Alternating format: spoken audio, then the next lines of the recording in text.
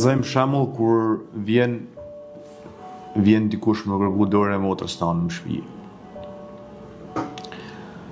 Ai ti si vlla ose si prind, ti si vlla.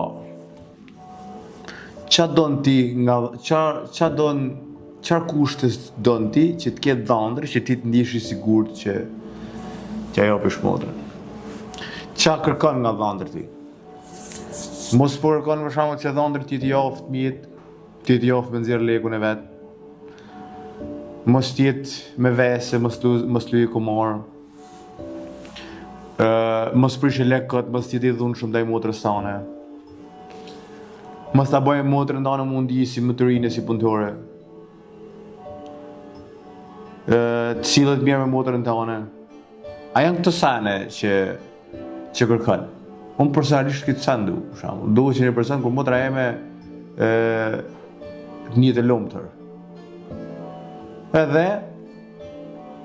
Edhe plus që tjetë person si për shembull që kena një shprehje ta dije me nxjerr mizën nga qumshti. Jo kupton, mos tjetë kur motra për shembull krijon familje, për shembull është ta zon me fëmijë, mos më lëçën javë me sjell lek në shtëpi. Mos më të radhtu motrën du. Domethënë du këtë sene që i kërkojmë i pas një dhëndër. Tani ky sena nuk vlen edhe për ty për gruan e ujë që ke marrë në shtëpi, për vajzën që ke gru tash? A nuk vlen edhe për ty që edhe ti të njëjtën sene do të bash? Ti je i fëmijët, që sillesh mirë mijët. E kupton? Ky sen vlen edhe për ty.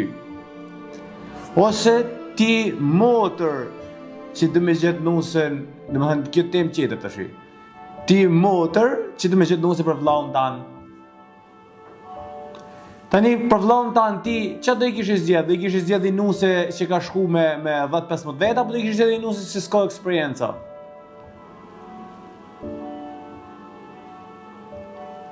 Shikoni pra se sa rëndësishme është mos me pas eksperienca nusja me femna? E kupton? Se edhe vetë ti s'dush pas eksperiencë. Ti për vllaun tanë do kishe zgjedhë gjithmonë një femër pa eksperiencë, që respekton vllaun tanë, që respekton njerën e vllaut tanë, dhe ti duhet pas kujdes për e flasun, për e virgjëria, është diçka e shejt. Dhe se kuptoni shumica juve, se edhe ju djeg, e kuptoni këtë pjesë. Nuk po flas për femnat që kanë pas histori misterioze dhe s'ju ka ecë morë, dakord këtë pjesë. Po flas për këto të tjera që dolin natën edhe s'kan kontroll kët. Edhe shkojnë mashkull, shkojnë kush i dalë para.